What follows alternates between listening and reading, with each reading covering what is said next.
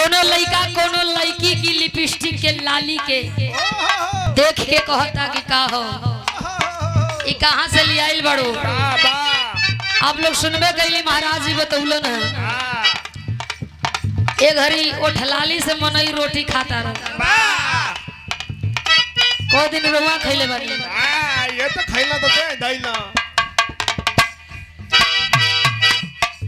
कोनो लड़का कोनो लड़की के देख के कहे अरे पायल है रायल की झुमकाए रानी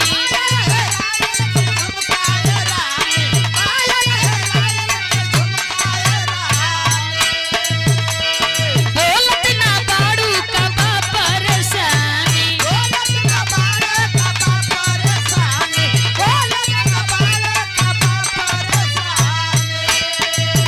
तोरे मोर से लटकली बालोला लटकली बालोला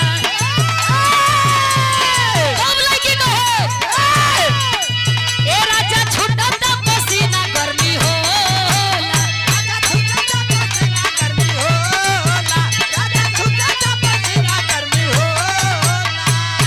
राजा छुट्टा ता पसीना गर्मी होला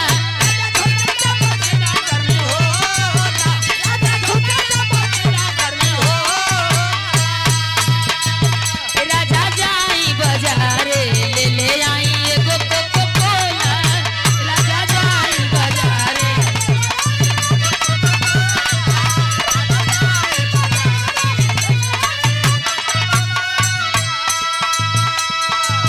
एगो और लइका लइकी के देख के कहता लकमी के लाली लगा के आइलू पागल भइल सब का कइलू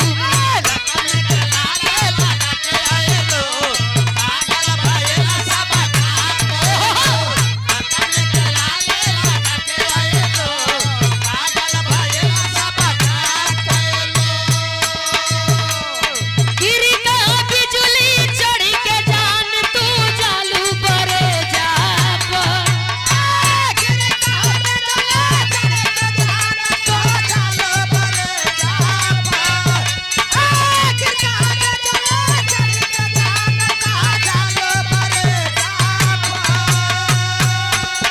लइका कहता हेलो हेलो लइका कहता कि बिजली कहाँ गिरी तो लड़की कहती आके सुनो अरे गिरी कहाँ